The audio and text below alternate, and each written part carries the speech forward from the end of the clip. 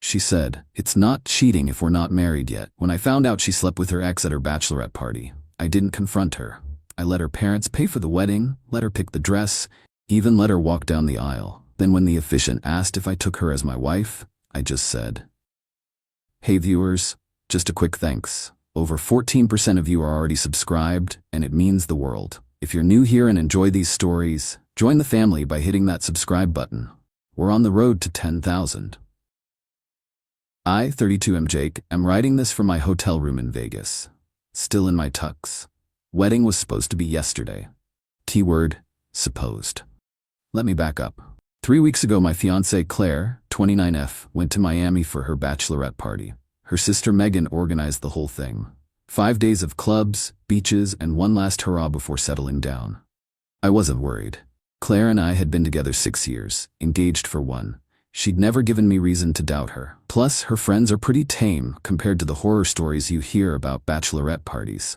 She came back Sunday evening glowing and relaxed, showed me pictures on her phone, beach shots, group dinners, some club photos, normal stuff. Did you have fun? Amazing time. I needed that. Monday, she went back to work. Tuesday, I got a call from my buddy Ryan, who works in Miami hospitality. He manages VIP services at one of the big hotels. "Hey Jake, weird question. Was Claire in Miami last weekend?" "Yeah, bachelorette party." "Why?" "Saw her at the Fontainebleau Saturday night. She was with some guy. Tall, dark hair, looked cozy." My stomach dropped. "You sure it was her?" "Positive. I've met her like 5 times at your parties. She was definitely with this dude, holding hands, dancing real close." "Maybe it was just dancing?" "Jake, they left together, went up to the elevator to the room floors." I sat there processing. Ryan wouldn't lie about something like this. "Did you recognize the guy?" "Never seen him before." That night, I casually asked Claire about Saturday. "Oh, we hit a few clubs, danced until like 2 a.m. Super fun." "Anyone interesting?" "Just us girls." "Well, Megan's friend brought her boyfriend, but he mostly stayed at the bar." Straight lie. Ryan said she was with some random guy, not Megan's friend's boyfriend. Wednesday, I couldn't focus on work, kept thinking about it. Finally called Megan. "Hey Megan, Claire said you guys had a blast in Miami." "Oh yeah, total party weekend. She mentioned Saturday night was crazy. Saturday was definitely wild. We hit like 3 different places." "Cool. She said some guy was bothering you all?" Pause. "What guy?" "She mentioned some dude was being persistent with the group." "No, nothing like that. Why?" Megan had no idea what I was talking about, which meant Claire had been with some guy, and Megan either didn't know or was covering. Thursday, I decided to do some digging. Claire always posts everything on social media, but her Miami posts were limited, just the group shots she'd shown me. I checked her friends' accounts, found Megan's Instagram. Lots of Miami content, but nothing from Saturday night. Friday night had tons of posts. Sunday brunch had posts. Saturday night was a black hole. Friday evening, Claire was being extra affectionate, making my favorite dinner, talking about how excited she was for the wedding. 2 weeks from today we'll be married. Can't wait. "Jake, I love you so much. These past 6 years have been perfect." Perfect. While she was lying to my face about Miami. That weekend I made a decision. I wasn't going to confront her. Not yet. I wanted to know exactly what happened, and I wanted her to volunteer the truth. Plus, confronting her would just lead to more lies and manipulation. Better to have all the facts first. Monday, I called Ryan back and asked if he could help me understand what really happened. "Look, I shouldn't be doing this, but you're a friend. Let me see what I can find out through the guest services system." "I appreciate it, man." Wednesday, Ryan called back. "Your girl was definitely with someone Saturday night. I checked our VIP guest logs. The guy she was with is Marcus Thompson from Atlanta. Registered guest, paid for bottle service at the club." My blood went cold. Marcus, Claire's ex-boyfriend from college. The one she dated for 2 years before we met. "Are you sure about the name?"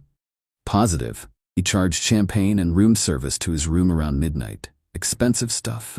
"Room service?" "Yeah, for 2 people. Champagne and dessert. Then nothing on his account until Sunday morning when he checked out. 6 hours unaccounted for. She spent the night with her ex-boyfriend." "Ryan, is there any way to know if this was planned?" "I did some digging through our reservation system. Marcus booked his room 3 weeks ago. Same weekend as your girl's bachelorette party. 3 weeks ago. Gets worse. He specifically requested our VIP club package, the one that includes access to all the places your girl's group went Saturday night. This wasn't coincidental. She'd been planning this for weeks. That evening, Claire was going through wedding seating charts. Should we put my college friends at table 6 or 7? Whatever you think is best. Marcus RSVP'd yes, by the way. The audacity. She was inviting the guy she'd cheated with to our wedding. Marcus Thompson? Yeah, from Atlanta. I told you he was coming. She hadn't told me. Another lie. Looking forward to seeing him. Oh, you'll love him. He's doing really well for himself. I bet he was. That night I made another decision. I wasn't canceling the wedding. I was going to let her go through with the whole charade. Let her parents spend their money. Let her pick her dress and flowers and cake. Let her walk down that aisle thinking she'd gotten away with it. Then I'd destroy her at the altar. Update 1. 1 week before the wedding. The past week has been surreal. Planning a wedding while knowing your bride-to-be cheated on you with her ex. Claire's been in full wedding mode. Dress fittings, flower arrangements, last-minute vendor calls. Her parents flew in from Oregon and took over our spare bedroom. Her dad Bill pulled me aside Wednesday. Jake, I want you to know how happy we are to have you in the family. Claire's never been happier. Thanks, Bill. She means everything to me. The lies come easier now. Her mom Susan has been crying happy tears all week. My baby is getting married. I can't believe it. She's going to be a beautiful bride. Claire herself has been glowing, talking about our honeymoon, about the future, about how perfect everything is. Jake, this week has been magical. I feel so connected to you. Connected. That's the word. I know Miami was good for me. It reminded me how much I love what we have. Miami, where she spent the night with Marcus. Thursday Marcus called me. Jake, looking forward to Saturday. Been too long since I've seen Claire. Should be a great party. She mentioned you're honeymooning in Italy. Sounds amazing. We're excited. Claire always talked about going to Italy back in college. Back when they were dating, when she was sleeping with him. Well, now she gets to go, with the right guy. The passive aggression was obvious. This dude thought he was clever. Friday night we had the rehearsal dinner. Claire looked beautiful. Her parents gave speeches about love and commitment and partnership. Marcus was there, tall, confident, kept catching Claire's eye across the room. She'd smile and look away, playing innocent. During the best man speech, I watched them. Marcus raised his glass to her. She blushed. My best man Tom finished his speech. To Jake and Claire, may you always be honest with each other. Everyone drank, including Claire and Marcus. Honest, right? After dinner people were mingling. I saw Claire and Marcus talking by the bar. Heads close together, her laughing at something he said. Tom noticed too. Who's that guy Claire's talking to? Her ex-boyfriend from college. Weird that he's here. Very weird. They seem friendly, very friendly. I didn't approach them, just watched. Marcus put his hand on her arm while talking. She didn't pull away. 20 minutes later, Claire came over. Having fun, babe? Great time. You and Marcus look like you were catching up. Oh yeah, just reminiscing about college. Nothing important. Nothing important, like spending the night together 3 weeks ago. Cool. Ready for tomorrow? I can't wait to marry you, Jake. The sincerity in her voice was almost believable. Update 2. Wedding day. Yesterday was the day. Started normal enough. Got ready with my groomsmen at the hotel. Claire was getting ready at her parents' suite with her bridesmaids. Text from her at 10 a.m. Can't wait to see you at the altar. Text back. Going to be perfect. Tom could tell something was off. You seemed calm for a guy getting married in 4 hours. Just ready to get it done. Cold feet? Opposite of cold feet. My phone buzzed. Text from the PI.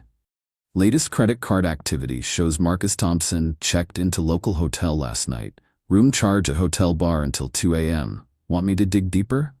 I texted back. No need. I have everything I need. Marcus had flown in for the wedding and was partying until 2 a.m. Probably texting Claire all night. 1 p.m. we headed to the venue. Beautiful outdoor ceremony, 150 guests, perfect weather.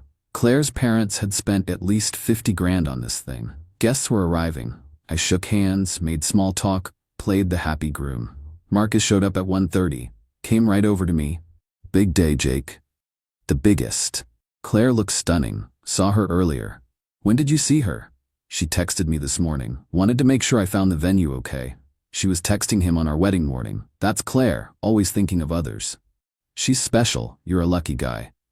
The luckiest. 2 p.m. the music started. Bridesmaids walked down the aisle. Megan looked nervous for some reason. Then Claire appeared. She looked perfect. White dress, veil, flowers. Her dad walking beside her, beaming with pride. Every guest stood up, cameras flashing, her mom crying happy tears. Claire was glowing, smiling at everyone. When she saw me at the altar, her smile got even bigger. She mouthed, "I love you." I nodded back. Her dad handed her off to me with a whisper. "Take care of my daughter." "I will." The officiant started the ceremony. Standard stuff about love and commitment and partnership. Marriage is built on trust, honesty, and faithfulness. Claire squeezed my hands. Marcus was sitting in the third row watching intently. Jake and Claire have chosen to pledge their lives to each other in front of family and friends. More hand squeezing from Claire. The vows they speak today represent their commitment to face life's challenges together. I could see Claire's mom wiping tears, her dad recording everything on his phone. The officiant turned to me. "Jake, do you take Claire to be your lawfully wedded wife, to have and to hold, in sickness and in health, for richer or poorer, for better or worse, forsaking all others, as long as you both shall live?" This was it, the moment I'd been planning for 2 weeks. I looked at Claire. She was radiant, expectant, completely confident. I looked at the crowd, 150 people waiting for my answer. I looked at Marcus in the third row. He was leaning forward slightly. I looked back at Claire. "I do not." Dead silence. You could hear a pin drop. Claire's face went white. "What?"